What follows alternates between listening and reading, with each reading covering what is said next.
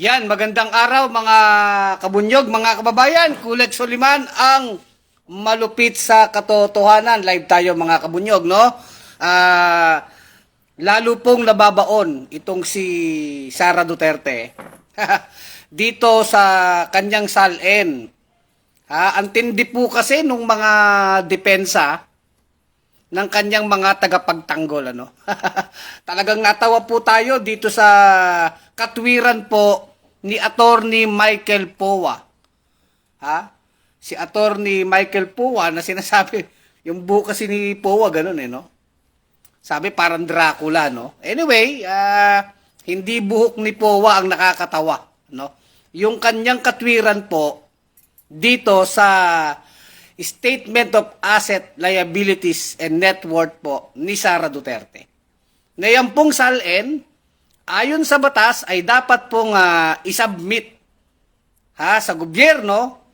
Yan po ay listahan ng mga yaman, ng assets, ng mga utang, ng mga empleyado at opisyal ng gobyerno. Salin po, batas po yan. At kapag yan ay pipil upan ng mga empleyado at opisyal ng gobyerno, ang nakalagay po dyan, it should be true and correct and complete. Dapat kompleto at totoo. Yun, at tama. Tama, totoo, kompleto. Ngayon, ano po ang issue dito sa salin ni Sara? Na talagang ito po, kitang-kita ito, hindi po kasi nagsisinungaling ang numero.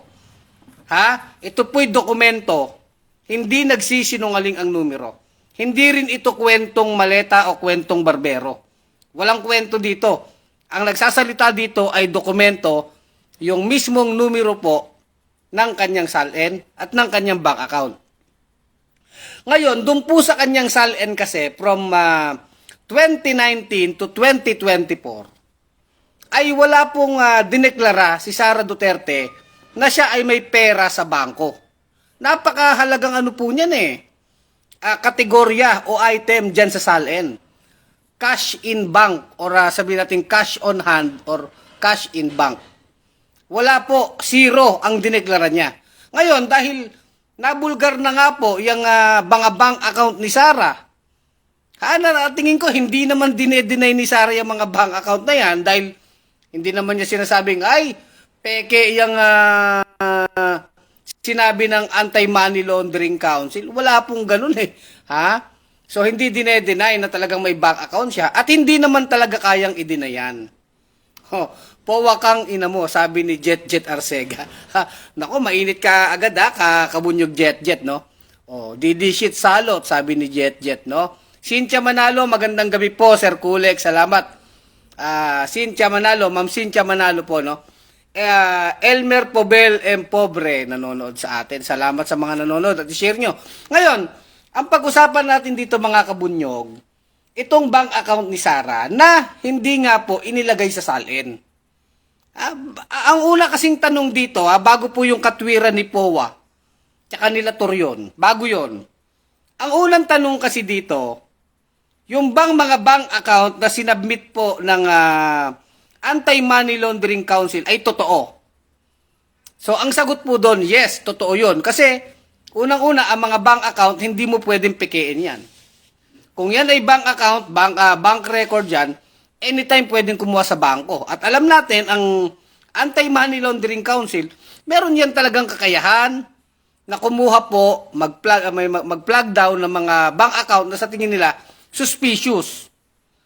Suspicious, no? Pero dito, hindi natin muna pinag-uusapan hindi muna natin pinag-uusapan kung ang bank account or ang mga laman na pera sa bangko ay kaduda-duda o hindi. Ang ini-establish lang po dito, meron bang bank account si Sara? Meron ba siyang pera sa bangko? Ang sagot po ay, oo, meron siyang pera sa bangko. At yan ay hindi naman tinatanggi ng abogado ni Sara. Hindi itinatanggi ni Sara na may pera siya sa bangko. Kung magkano yan, 6.77 billion cash flow yan na umikot na pera. Pero, regardless, kung magkano yan, ang na-establish po dito ay merong bank account si Sara. Meron siyang pera sa bangko. At dahil meron siyang pera sa bangko, dapat ideklara niya yon sa salin. Ganun lang po kasimple. Pasisimplihin natin yung logic. Oh, hukay pa, POA, hukay pa, sabi ni Leroy Sarte. Yun nga naguhukay na si POA eh. Kaya lang, pag-hukay niya, ang nababaon si Sara. Ha? Mukhang kahukay ni POA, si Sara ang mababaon dyan. Ha? Ma'am Cynthia Manalo, thank you po sa shoutout. Mabuhay ang bunyog pagkakaisa. Salamat, Ma'am Cynthia Manalo. Lagi kitang i-shoutout, Ma'am Cynthia, no? O, na-interview kanina si POA sa TV5, pati daw siya nalilito sa bank account. Nalilito na ba si POA? Magandang title yan, Jet? Anyway, tuloy tayo sa usapan. So, ito po, ang sinasabi po dito ay, sige, meron kang bank account. Ang tanong, bakit hindi mo dineklara? So, ito po ang depensa ni Attorney Michael POA, na abogado ni Sara. Ang kanyang depensa ay sinasabi niya, hindi. Dineklara ni Sara ang kanyang bank account, ang kanyang cash on hand, ang kanyang cash in bank. Pero, hindi naman niya nilagay doon sa item na cash in bank. Kundi inilagay niya yung pera daw ni Sara sa bangko ay nakalamp na po o isang buo na dineklara doon sa item na others. Others po. Imagine, gaano po ka-stupido yan na yung item na cash in bank ay i-declare mo others doon sa SALN. Paano po ba ang SALN? Meron po yung form di ba? O sa SALN, i-declare mo. Una, dahil statement of asset liabilities yan, Una, real estate. O, di lalagay mo doon, bahay, lupa, building. O, yan, mga real estate po yan. Meron kang farm. O, yan. Pangalawa po, halimbawa, mga negosyo, businesses. O, di ba? So, kung meron kang negosyo, korporasyon, ikaw ba ay director dyan, may ilan ang share mo dyan, ide-declare mo yan. O tapos, ide-declare mo rin yung mga jewelries mo, alahas, mga mamahaling paintings, anything of value. Ide-declare mo doon. So, may item po yun. At isa sa item doon, cash on hand. O, yung pera mo, nahawak mo, cold cash. O, yung liquid cash mo, halimbawa, pera mo sa bahay mo, sa wallet mo, idedeklara mo yon. Cash on hand po ang tawag doon. Napaka-basic yan sa accounting. Sa first year high school, kung nag-aaral ng accounting, alam na po yan. Cash on hand. Tapos, may item doon, napakaliwanag. Pangalawa sa cash on hand, cash in bank. O, yun. So, dapat yung pera ni Sara, doon niya ilalagay sa cash in bank. Magkano yung pera niya sa bangko? Isang major item po yun. Ang problema, wala po siyang nilagay na item sa cash in bank. Wala siyang nilagay na halaga doon. Ibig sabihin, hindi niya talaga dineklara. Ilang taon na bang opisyal ng gobyerno si Sara?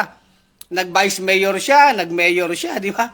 So, hindi na sa kanya bago ang SALN. So, from 2019 to 2024, wala po siyang dinedeclare na cash in bank. As in, wala. So, yun pa lamang po, maliwanag na violation. Bakit hindi mo dineclare yan? Meron ka pala mga pera sa bangko. Meron pala siyang pera sa bangko. Ngayon, ano po na lang ang depensa ni POA dito? Hindi, dineklara niya, pero dun inilagay sa others. Others. Alam niyo yung others, pwede sanang yan Meron kang collection ng libro, o pwede others. Yung mga ganon. Yung mga other assets sana. Pero yung cash in bank, maliwanag yun na may item doon. Hindi mo pwedeng, halimbawa ang asset mo 100 million o 50 million mo na lang. Ang cash in bank ni Sara, 50 million. Yung 50 million, major category yun, ba't mo ilalagay sa others? So therefore, yung sinasabi po ni Michael POA ay maliwanag po na palusot. Kaya lang yung palusot niya ay nakakatawa. 'Di ba? Sa mga accounting students, hindi ito papasa Kaya tingin ko itong si Michael POA, either talagang nalilito na siya or nagtatanga-tangahan siya o talagang pinipilit na lang niyang idepensa si Sara. Kaya lang sa ganyan depensa po, na sinasabi niyang meron naman idineklara sa others, sino pong hukom o kung sinong kahit na nga sa iyong accounting professor mo, accounting, paano tatanggapin niyang others cash in bank nga, ito sasabihin mong others, di ba? Hindi talaga po pwede yun. Ha? At ang matindi rito, bakit bago yung 2019, nung una pang mga SALN ni Sara, 2007, I think vice mayor siya noon, ano? Kung anong posisyon niya sa Davao. 2007 at mga sumunod na taon, meron naman siyang dinedeklarang cash in bank dun sa mga unang SALN niya. Bakit all of a sudden, noong 2019 to 2024, wala siyang dineklarang pera sa bangko? Bakit? Yun na po yung tanong doon. Itinago talaga niya. Itinago talaga ni Sara yung mga pera niya sa bangko. Hindi niya po dineklara. At yun ay isang napakaliwanag na paglabag po sa batas. Sapagkat po ang pagsasubmit po ng kompleto at totoo na SALN ay isang batas. Batas po yan. Ngayon, isa pa po dyan, yung talaga, conscious effort niya na itago yung pera niya. Eh ngayon, na-booking. Oh. Kasi sabi ko nga po, bilog ang mundo. Bilog ang mundo. Siguro, iniisip ni Sara noong 2019, ano naman yan di ba? Parang, I think friend pa sila, unit team pa sila dyan. So, 2022 is unit team sila. Panahon pa ng tatay niya. No? 2019. O hanggang 2019, 2020, 2021, 22, 23, 24. Hindi niya dineklara yung pera niya sa bangko. Whether account niya individually or conjugal account nila. Dapat dineklara. Basta anything na meron siyang siya ay may pagmamayari sa mga pera na yan. So, hindi dineklara. Ngayon, bakit? Ang tanong ay bakit? O yun, ang tanong. Hindi naman yan sinasagot ni Sara. Actually, sasagutin niya yan sa impeachment trial. Pero dito po, sa pag-amin talaga ni Michael Powa na others yun, napaka-others talaga ni Michael Powa. Ha? Attorney Powa, para kang others, ha? Anong nangyari sa'yo? Ha? Anong nangyari sa'yo, Michael Powa? Yung others, pwede pa yun, libro, o meron ka pang, siguro, kabayo. Yung kabayo, halimbawa lang, pwede na ring others yun, no? Kasi may mga kabayo mamahalin. Yung mga ganong bagay na pwedeng pang others sa iyong assets, di ba, na walang kategorya. Kasi kung real properties, o di bahay, lupa, farm, building, o resort, o negosyo, o di mga korporasyon, sole proprietorship, meron kang babuyan, meron kang tindahan, negosyo yun. O, category na isa pa, o di ba?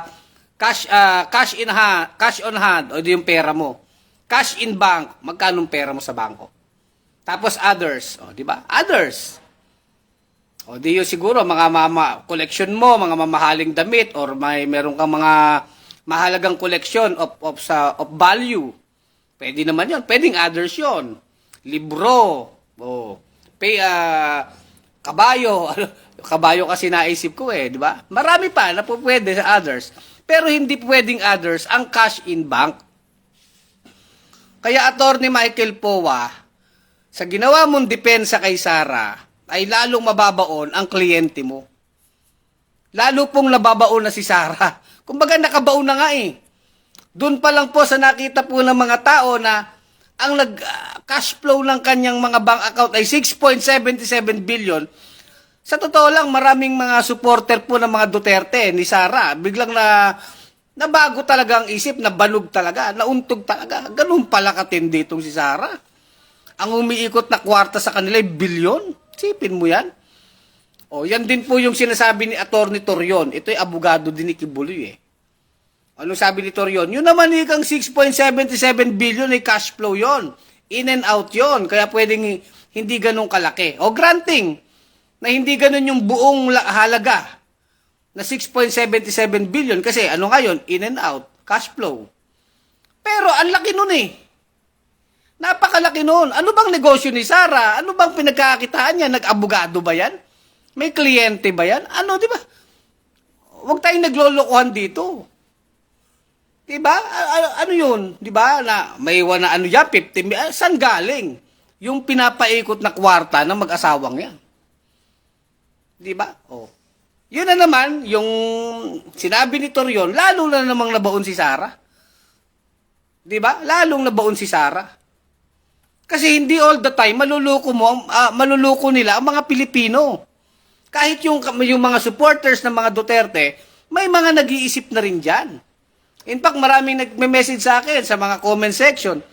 Ay, Kulex, talagang hindi ko na kayang maging DDS kasi garapalan na to.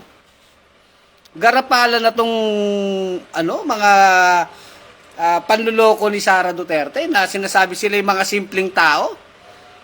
Iba pa po yung issue ng hinuhulugan sila ng deposito ng drug lord na sinasabing drug lord.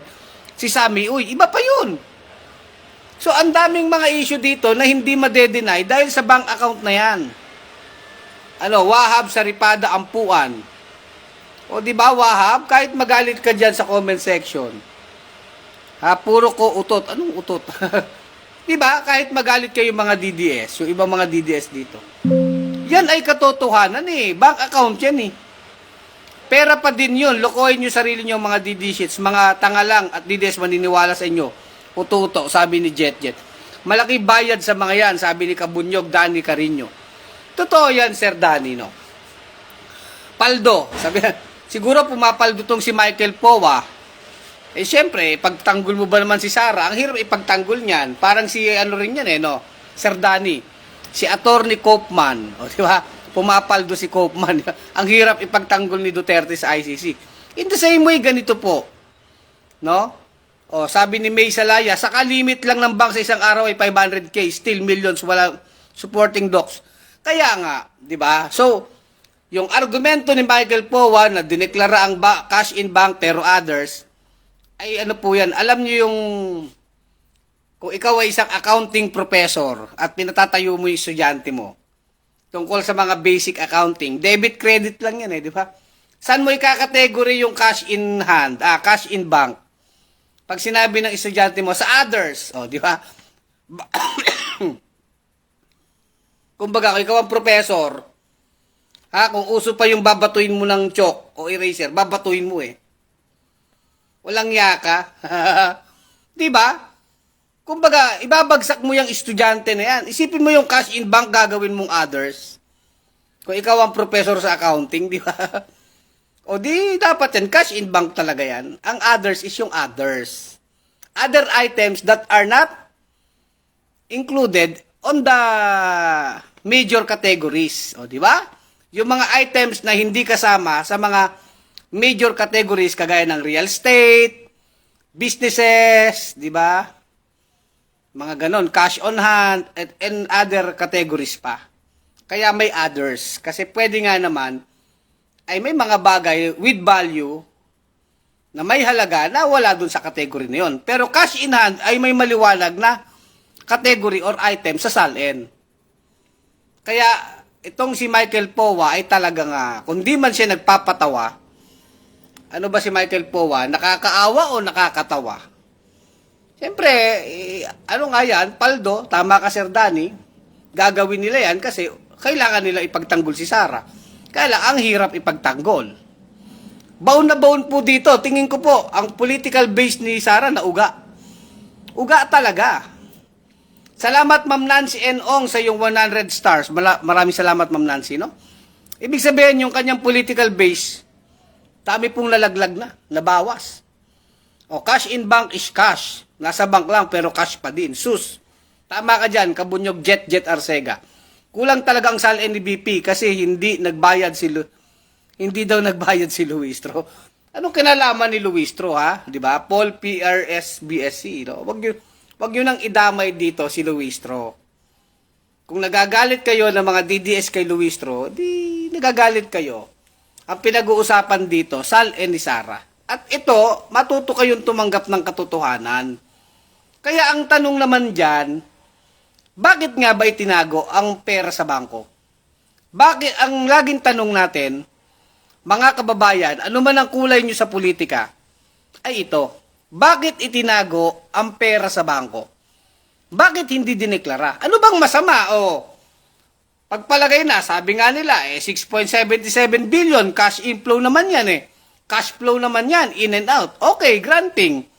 Kung galing yan sa malinis na paraan, kung yan ay legal, yan ay lehitimong mga negosyo at pagkakakitaan, eh bakit hindi mo dineklara sa SALN?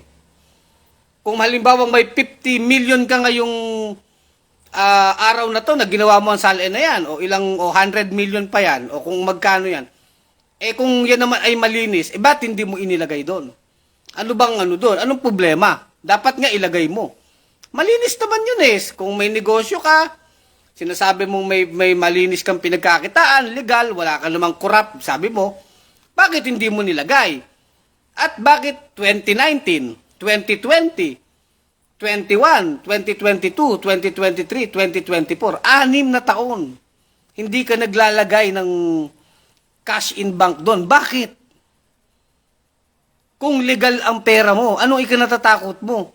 Meron namang mga accountant yan si Sara Duterte. Imposible namang wala. Mayor naman siya ng Davao, may mga accountant siya, may mga abogado siya. Naging vice president siya. Ang dami niyang tauhan sa OBP. Imposible naman wala siyang abogado at mga accountant dyan na magpapayo sa kanya. Vice, mukhang kulang tong SALN mo. Ibig sabihin, hindi nyo talaga yan dineklara. O, kaya nga, sabi niya, 6 billion kasi galing droga. O, di ba, jet. Kaya nga. O, yan lang ang tanong mga DDS. O, Don Colocoy Vlog, salamat po sa 50 stars.